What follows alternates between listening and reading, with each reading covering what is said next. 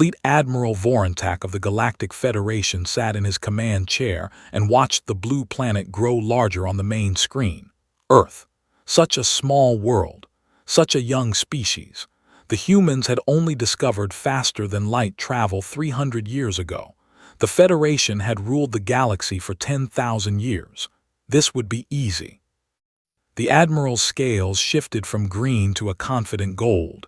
His species, the Krell, were cold-blooded reptiles who stood 8 feet tall. They were strong. They were fast. They had conquered dozens of worlds before humans even learned to make fire. "Status report," Vorontak said. His voice was deep and carried the weight of 500 years of military service. His tactical officer, a young Krell named Sithra, looked up from her console. "Admiral, we have 3,000 ships in position around the human home world. Their defense fleet numbers only 200 vessels. They are outgunned 15 to 1. Vorontak allowed himself a small smile. "And their ground forces?" "Unknown, sir. Our intelligence suggests they have several million soldiers spread across their planet in colonies. But, sir, they are soft creatures. They have no claws, no scales, no venom. They are made of weak flesh." The Admiral nodded. This was what all the reports said. Humans were weak by galactic standards. They needed to eat constantly. They needed to sleep for hours every day. They could not survive in extreme cold or heat without special equipment. Their bodies broke easily. "Begin the attack," Vorontak ordered. "Let us end this quickly." The Federation fleet moved forward. Plasma cannons fired. Missiles streaked through the darkness of space. The human defense fleet fought back, but they were too few. Ship after ship exploded in bright flashes of light. Within 6 hours, the space battle was over. The Federation had lost only 40 ships. The humans had lost everything above their atmosphere. "Excellent," Vorontak said. "Now we take the planet." The invasion began the next morning. 10 million Krell soldiers dropped from orbit in armored pods. They landed in every major city. They expected the humans to surrender quickly. Every other species had. They were wrong. General Marcus Cole stood in the ruins of what had once been New York City. He was 52 years old, with gray hair and a face that showed every hard year of his life. He had been a soldier for 30 years.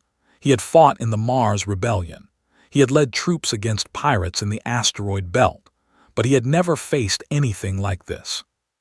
Around him, the city burned. Krell soldiers moved through the streets, their scales gleaming in the firelight. They were huge. They were fast. Their weapons could cut through concrete like paper. "Sir," his aide said, "we have lost contact with the European command. Asian command reports they are being overrun. South American forces are retreating to the mountains." Cole nodded slowly. "And our forces here? We have about 50,000 soldiers still fighting in the city. But, sir, for every one of them we kill, they kill 10 of us." Cole looked out at the burning skyline. In a straight fight, they could not win. The Krell were stronger, faster, and had better weapons. Human soldiers were dying by the thousands. But Cole had studied history. He had read about how his ancestors had survived when they were weak, and the world was full of predators that were faster and stronger. Humans had not survived by being the biggest or the strongest. They had survived by being something else entirely. "We are not going to fight them head-on anymore," Cole said quietly. "We are going to do what our ancestors did. We are going to hunt them." His aide looked confused. "Sir, do you know how humans used to hunt, Lieutenant? Before we had guns, before we had spears. We did not chase our prey and catch it. We were too slow for that. We just followed it, hour after hour, day after day. We walked after it while it ran, and eventually it got tired. It could not run anymore, and then we killed it." Cole turned to face his staff. "The Krell are cold-blooded. They need to rest often. They need to eat large meals and then digest for hours. They cannot operate well in cold temperatures. They think this war will be over quickly because that is how their wars always go. Fast, violent, decisive." He smiled, and there was something ancient and terrible in that smile. We are going to show them what persistence means. The orders went out that night. All human forces were to stop fighting in large groups. They were to break into small teams. They were to hit and run. They were to never let the Krell rest. They were to attack at night when the cold made the reptiles slow. They were to poison water supplies, destroy food stores, cut communication lines. They were to follow, always follow, never stop. Admiral Vorontak received the first reports 3 days after the invasion began. A supply convoy had been ambushed in what the humans called Montana. All 30 vehicles destroyed. No survivors. "How many humans attacked?" he demanded.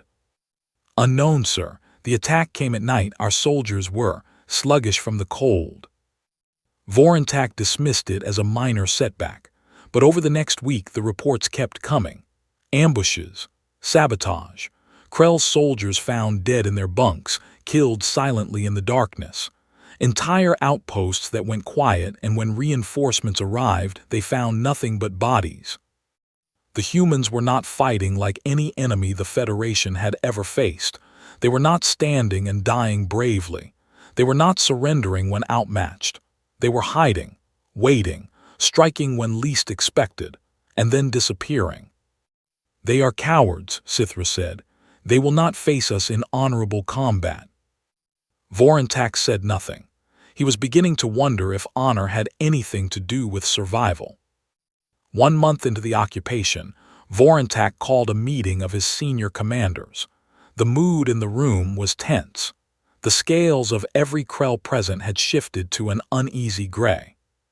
"Report," the Admiral said. Commander Thaxter stepped forward. He was responsible for the occupation of North America, and he looked exhausted. "Admiral, we control all the major cities, but we cannot hold the rural areas. Every time we establish an outpost, it is attacked within days. Our supply lines are under constant threat." "Then send more troops to guard them," Vorontak said. "I have, sir, but the humans, they do not stop. They attack at night when we are slow. They attack during our rest periods. They attack during our meals. If we double the guards, they simply attack elsewhere. If we triple them, they wait until we are tired and then strike." Another commander spoke up. "It is the same in Asia, Admiral. We have captured their cities, but their soldiers have retreated to the mountains and forests. They attack us constantly. Small raids, bombs hidden in the roads, snipers who fire from impossible distances and then vanish." "And Europe?" The commander responsible for Europe hesitated before speaking. "Sir, we have lost 12,000 soldiers in the past week alone. The humans there have retreated underground. They use the old tunnels beneath their cities. They come up at night, kill our soldiers, and disappear before we can respond. When we chase them into the tunnels, they collapse them on top of us." Vorontak felt his scales shifting toward an angry red. "We have 3,000 warships in orbit. We have 10 million soldiers on this planet. How are we losing to these creatures?" No one answered. The answer came to Vorontak slowly over the following weeks as he studied the reports more carefully. The humans were not winning through superior firepower or numbers. They were winning through something the Federation had never encountered before. They simply did not stop.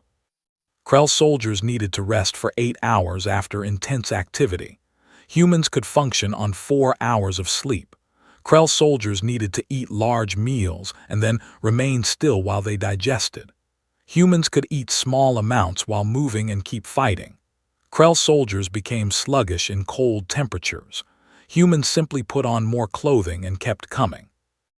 A Krell patrol would chase a group of human guerrillas for 2 hours and then need to stop and rest. The humans would circle around and attack them while they were resting. If the Krell tried to pursue at night, they stumbled in the darkness while the humans moved with practiced ease. Vorontak found himself reading about human history. He learned about something called the Viet Cong, who had fought a much larger enemy using these same tactics. He learned about guerrilla fighters in a place called Afghanistan who had outlasted 2 different empires.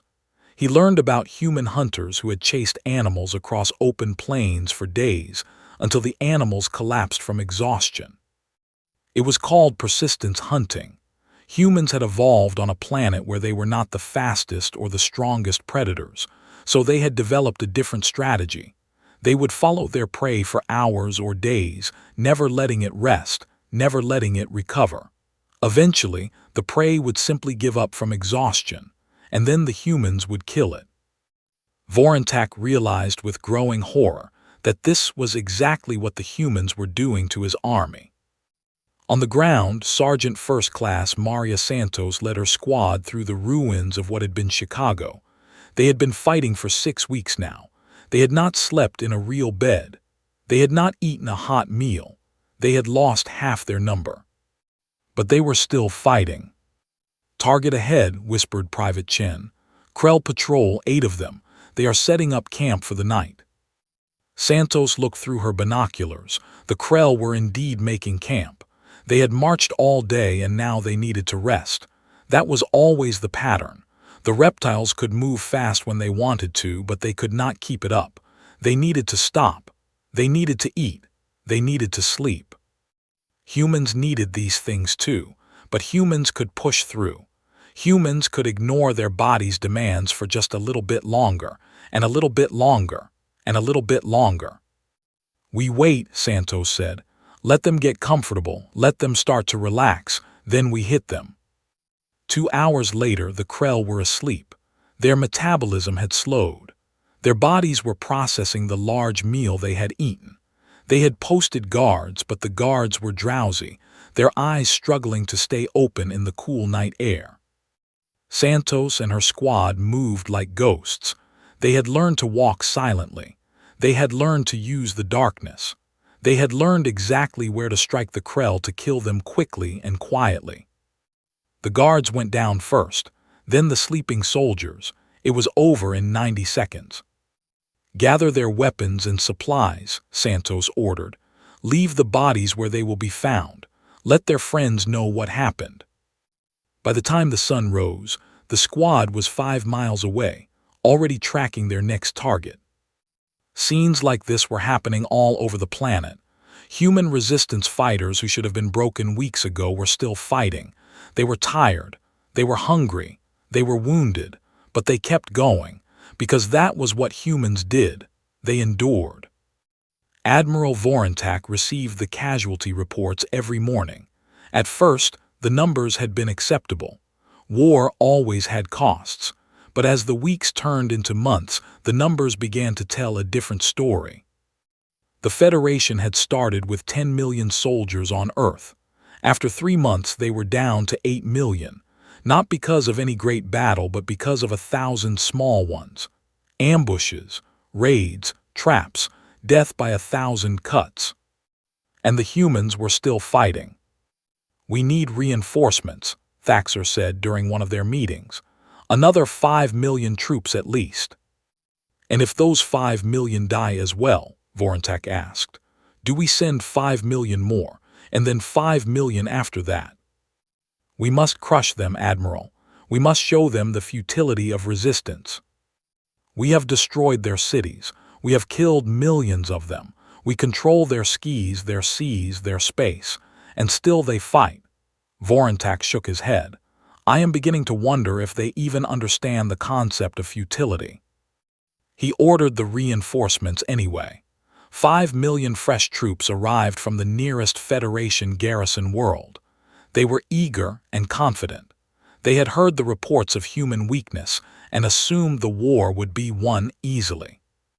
Within a month, they had learned otherwise. 6 months into the war, Vorontak made a decision that would haunt him. He ordered the destruction of several human cities that had become centers of resistance. High-altitude bombing, total destruction, millions of civilians killed. He expected the humans to be terrified. He expected them to finally understand that resistance was hopeless. He expected surrender. Instead, the attacks increased. Human fighters who had been content to conduct small raids now launched larger operations. Entire Federation bases were overrun. Supply depots were destroyed. A Krell general was assassinated in what was supposed to be the most secure building on the planet. The message was clear. The humans were not going to surrender. They were going to make the Federation pay for every life taken. Vorontak began to have trouble sleeping. Every night he lay in his quarters and listened to reports of more attacks, more dead soldiers, more destroyed equipment. The humans were like water, seeping through every crack in his defenses. No matter how many he killed, more appeared. He started studying human biology in detail. What he found disturbed him deeply. Humans could survive injuries that would kill any Krell. Their bodies could heal from wounds that seemed fatal. They could lose limbs and keep fighting with artificial replacements. They could push themselves beyond what should have been their physical limits through sheer willpower. There was a human saying he discovered in his research: "What does not kill me makes me stronger." The Krell had no equivalent concept. When a Krell was wounded, they became weaker. That was simple biology. But humans seemed to treat wounds as lessons. Survivors of ambushes became better fighters. Those who escaped capture became more careful. The longer the war went on, the better the human resistance became at fighting the Krell. And they never stopped. Never. That was what horrified Vorontak the most. A Krell soldier, exhausted and wounded, would seek rest, would seek safety, would accept that they had reached their limit. Humans seemed to have no such limit, or if they did, they ignored it. General Cole had lost an arm in an explosion 2 months earlier. He now led operations from a hidden command center deep in the Rocky Mountains, coordinating resistance efforts across the planet with his remaining hand. When his staff urged him to rest, he refused. "We rest when they are gone," he said, "not before." Under his leadership, the resistance had grown more organized. Small groups of fighters now coordinated their attacks, striking multiple targets simultaneously. Supply raids were planned with military precision. Intelligence networks had formed, with human spies in every occupied city. The Krell controlled the planet on paper, but in reality, they controlled only the ground directly beneath their feet. Every shadow could hide an enemy. Every quiet night could erupt in violence. "We are winning," Cole told his staff. "Slowly, one day at a time, one dead lizard at a time, but we are winning." "Sir, they still have millions of soldiers. They still have ships in orbit. How can we be winning?" Cole smiled his terrible smile. "Because we can do this forever, and they cannot." He was right. The Federation had never fought a war like this. Their previous conquests had followed a simple pattern: defeat the enemy fleet, invade the planet, accept surrender, move on. Wars were measured in weeks, not months. Victory was achieved through overwhelming force, not slow attrition. But there was no surrender coming from Earth. No matter how many cities burned, no matter how many humans died, the survivors kept fighting. They passed their knowledge to new recruits. They taught their children how to hide, how to fight, how to kill the invaders. On the Federation home world, the High Council began asking questions. The war had been supposed to take 2 weeks. It had now lasted 8 months. Krell soldiers were dying by the thousands. Resources were being drained. Other species were starting to notice that the mighty Federation was struggling against a single primitive world. In this, the High Counselor commanded Vorontak through a secure channel: "Whatever it takes, end it now." Vorontak considered his options. He could glass the planet from orbit, turn the entire surface into molten slag. That would certainly end the war. But it would also prove to the galaxy that the Federation could not defeat a primitive species through conventional means. Other worlds might take note. Other species might decide that resistance was possible. He decided on a middle path: increased orbital bombardment of known resistance positions, more troops, more aggressive tactics, If the humans wanted to fight to the last, he would oblige them. For 2 more months he tried. He threw everything the Federation had at the human resistance. Weapons that had broken a dozen worlds. Soldiers who had never known defeat. Technology that the humans could barely understand. And still every night his soldiers died. Sergeant Santos was now Lieutenant Santos. She had been promoted 3 times in the past 10 months, each time because the officer above her had been killed. She had been wounded 7 times. She had lost friends she had known since childhood. She had killed more Krell than she could count. And she was still fighting. Her current mission was the most ambitious yet. Intelligence had located a major Krell supply hub. Tons of weapons, ammunition, food, and medical supplies. Enough to keep the occupation going for months. "We hit it tomorrow night," she told her team. There were 20 of them now, a mix of soldiers, civilians, and people who had never held a gun before the invasion. All of them were exhausted. All of them were hungry. All of them had lost someone they loved. None of them suggested waiting. None of them asked for rest. "The guards rotate every 4 hours," Santos continued. "But between midnight and 4 in the morning the cold makes them sluggish. That is when we go in. We plant the charges, we get out, we watch it burn." The attack went exactly as planned. The guards never saw them coming. The explosives detonated perfectly. The supply hub and everything in it was reduced to ashes. As Santos watched the flames from a safe distance, she thought about her grandmother. The old woman had told her stories about the ancestors, about how they had hunted on the plains of Africa. Follow the prey. Never stop. Wait for it to get tired. Wait for it to give up. The Krell were getting tired. She could see it in their movements, hear it in their communications they intercepted. They were not built for this kind of war. They were sprinters, not marathon runners. Humans were marathon runners. They always had been. 1 year after the invasion began, Admiral Vorontak sat alone in his quarters and stared at the latest reports. His scales had shifted to a dull, lifeless gray that he could no longer control. He had not slept properly in months. His appetite was gone. His officers looked at him with worry in their eyes. The numbers were devastating. The Federation had started the war with 10 million soldiers. Reinforcements had brought that number to 15 million. Now, only 9 million remained. 6 million Krell soldiers had died on this single world. More casualties than the Federation had suffered in the past century of conquest combined. And the humans were still fighting. There was a knock at his door. "Enter," he said. Sithra walked in. She looked almost as bad as he did. "Admiral, we have received a communication from the human resistance. They wish to speak with you." Vorontak felt a spark of hope. Perhaps they were finally ready to surrender. Perhaps the year of fighting had convinced them of the futility of their situation. Patch it through. The screen on his wall came to life. A human face appeared. It was a male, older, with gray hair and hard eyes. One of his arms ended in a metal prosthetic. His face was scarred, his expression calm. "Admiral Vorontak," the human said. "My name is General Marcus Cole. I command the Earth Resistance." "General Cole, I assume you are calling to discuss terms of surrender." The human's expression did not change. "Yes, I am calling to discuss your surrender."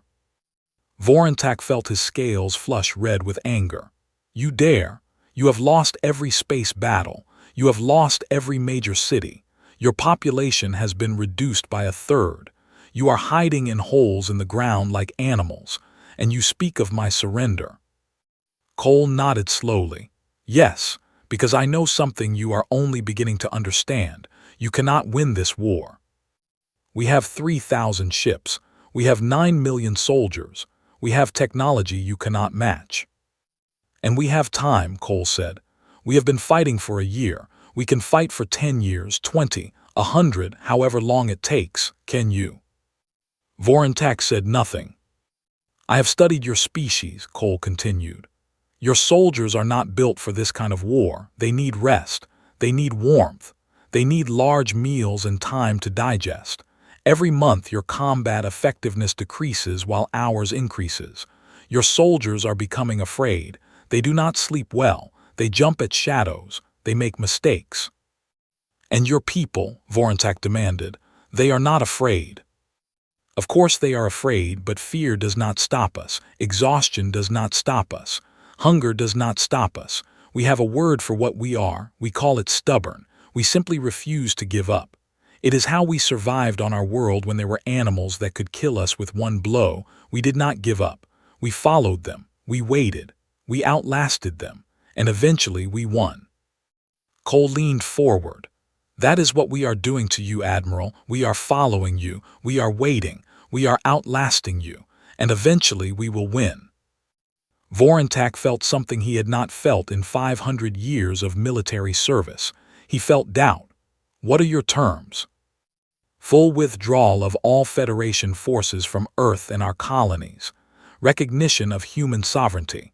Return of all human prisoners. In exchange, we will release your captured soldiers and not pursue you when you leave. The Federation will never accept such terms. Then we keep fighting for as long as it takes. Your choice, Admiral. The screen went dark. Vorontak sat in silence for a long time. He thought about the reports, the casualty numbers, the decreasing morale of his troops, the way the humans seemed to grow stronger the longer the war went on while his own forces grew weaker. He thought about what the Federation would do if he requested withdrawal. He would be disgraced, probably executed for failure. His family name would be erased from history. Everything he had worked for across 5 centuries would be destroyed. But if he continued the war, how many more Krell would die? How many more years would it take? Would there even be enough soldiers left to maintain the occupation? He pulled up a file he had been compiling. Information about human persistence hunting, about their history of guerrilla warfare, about their seemingly limitless capacity to endure suffering and keep fighting. There was one story that particularly haunted him. A human army had marched across frozen mountains in the middle of winter, losing half their number to the cold, to attack an enemy who thought they were safe. The survivors had won the battle and changed the course of a war. No Krell would do such a thing. No Krell could do such a thing. Their bodies would simply shut down in such conditions. But humans could, humans had, and they would do it again. Vorontak made his decision. He recorded a message to the High Council. He explained the situation honestly. He described the human tactics. He presented the casualty figures and the projections for the coming years. He recommended immediate withdrawal. Then he recorded a second message. This one was public, broadcast on all frequencies so that both his soldiers and the humans could hear. I am Fleet Admiral Vorontak of the Galactic Federation. After 1 year of combat operations on Earth, I have concluded that victory in this war is not possible through conventional means. The human species possesses capabilities that we did not anticipate and cannot overcome. He paused, forcing himself to continue. Their endurance exceeds ours. Their determination exceeds ours. Their willingness to suffer and continue fighting exceeds anything the Federation has ever encountered. They do not surrender. They do not give up. They simply keep coming hour after hour, day after day, year after year. Therefore, I am ordering the immediate withdrawal of all Federation forces from Earth and human space. This is not a temporary retreat. This is a recognition that the human species cannot be conquered through military force. Any future contact with humanity must be through diplomatic means. To the humans I say this. You have won, not through superior weapons or numbers but through something far more powerful. You simply refuse to stop. In 500 years of warfare I have never seen anything like it. I do not fully understand how you do it, but I have learned to respect it. He ended the transmission. The withdrawal took 3 weeks. Federation ships lifted off from every continent, carrying the surviving soldiers back to orbit. The humans watched them go with exhausted, wary eyes. Many did not believe it was real until the last transport disappeared into the clouds. General Cole stood on a hill outside what remained of Denver and watched the final ship depart. Lieutenant Santos stood beside him. She had been promoted again, one of the highest-ranking officers left alive. "We did it," she said quietly. Her voice was hoarse. She had not had a full night's sleep in over a year. "Yes," Cole said, "we did." "How many did we lose?" Cole was silent for a moment. "Nearly 2 billion civilians, about 4 million military personnel, a third of our cities. And them. 6 million soldiers, confirmed kills only, probably more that we did not count." Santos nodded. It was not a fair trade. Nothing about war was fair, but they had survived. They had won, somehow. "What happens now, sir?" Cole looked up at the sky where the Federation ships had disappeared. "Now we rebuild, and we make sure this never happens again. The galaxy knows about us now. They know we can be hurt, but they also know we cannot be broken." On board his flagship, Admiral Vorontak watched Earth shrink behind them. His career was over. When he returned home, he would face a tribunal. He would probably be executed. The Federation did not accept failure. But he found he did not care. He had done the right thing. He had saved millions of Krell lives that would have been lost in a war that could never be won. And he had learned something valuable, something that the Federation needed to understand. Some species could not be conquered, not because they were stronger, not because they had better weapons, but because they simply refused to give up. No matter what you did to them, they kept coming. They endured. He dictated one final report, knowing it would be read by Federation commanders and strategists for centuries to come. He tried to put into words what he had learned about humans. The humans evolved on a world where they were not the dominant predators. They were slower than the animals that hunted them, weaker, less well armed with natural weapons. They should have gone extinct. Every model of evolution suggests they should have been eaten by the faster, stronger creatures around them. Instead, they developed a unique survival strategy. They pursued their prey without stopping, for hours, for days. The prey would run and the humans would follow. The prey would hide and the humans would search. The prey would fight and the humans would fall back, tend their wounds, and return. Eventually, the prey would collapse from exhaustion and the humans would kill it.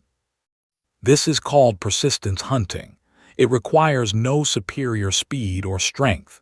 It requires only one thing that humans possess in abundance: the refusal to stop. We made the mistake of thinking we were the predators in this war. We were wrong. We were the prey. The humans followed us. They struck at us when we were tired.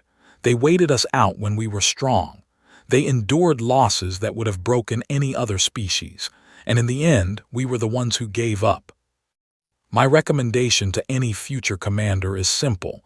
Do not fight the humans. You will not win, not because you cannot kill them, but because you cannot make them stop. They will keep coming. They will always keep coming. It is in their nature. It is in their blood. It is the one trait that makes them truly dangerous. They are not the strongest species in the galaxy. They are not the smartest. They are not the fastest, but they are the most stubborn, and in a long war, stubbornness wins. He ended the report and leaned back in his chair. Outside his window, the stars stretched endlessly in every direction. Somewhere among them, humanity was already beginning to rebuild. In a few generations, they would be stronger than before. They would spread to new worlds. They would become a power in the galaxy. And they would never forget what the Federation had done to them. Vorontak found himself smiling. It was a strange feeling. He was going home to die, and yet he felt something like respect for the enemy who had defeated him. The humans had fought with everything they had. They had refused to accept defeat even when defeat seemed certain. They had persisted. It was, he decided, an admirable trait. perhaps the most admirable trait any species could have. Back on Earth, the rebuilding had already begun. Humans emerged from bunkers and tunnels and underground cities. They looked at the destruction around them and they wept. So many dead, so much lost. But then they dried their tears and got to work. Within a year, the first new buildings rose from the ashes of the old cities. Within 5 years, Earth's population had stabilized and begun to grow again. Within 10 years, human ships were venturing out into the galaxy, not as prey, but as a species that had proven itself. Other alien species watched with a mixture of curiosity and fear. The news of the Federation's defeat had spread. A primitive species had driven back the greatest military power in the galaxy, not through strength, but through sheer, bloody-minded refusal to stop fighting. Some species sent ambassadors. They wanted to understand these humans, to learn how they did what they did. The humans welcomed them cautiously. They were willing to make friends, but they would never forget what it felt like to be invaded. They would never be caught unprepared again. The Federation, for its part, never tried to conquer Earth again.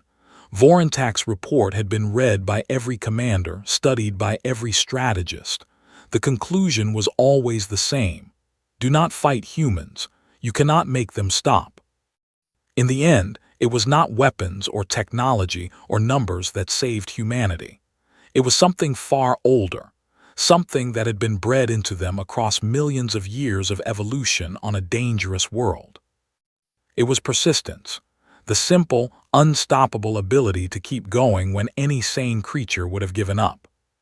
Humanity's ancestors had chased antelope across the African savanna until the animals collapsed from exhaustion. Their descendants had chased the greatest military power in the galaxy off their planet. The method was the same. The principle was unchanged. Follow, wait, endure, never stop. When General Cole lived long enough to see Earth fully rebuilt. He died in his sleep at the age of 92, surrounded by his family. His last words, according to his granddaughter, were simple. "We kept going. That is all we ever had to do." Lieutenant Santos, who eventually became General Santos, wrote a book about the war. It became required reading at every military academy on Earth and most of the human colonies. The title was taken from an old human saying that perfectly captured what had happened. The book was called "The Race is Not to the Swift." In it, she explained the simple truth that had defeated the Federation. Speed and strength matter in a sprint, but wars are not sprints. Wars are marathons. And in a marathon, the winner is not the fastest.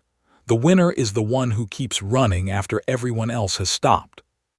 Humans had been running marathons for a very long time. They were not about to stop now. And somewhere in the vast reaches of space, the remnants of the Federation watched and remembered. They told stories of the small blue world that could not be conquered, of the soft, weak creatures who had no claws or scales or venom, but who simply would not stop fighting. They called humans many things: stubborn, foolish, terrifying. But mostly, they called them survivors. It was, after all, what humans did best.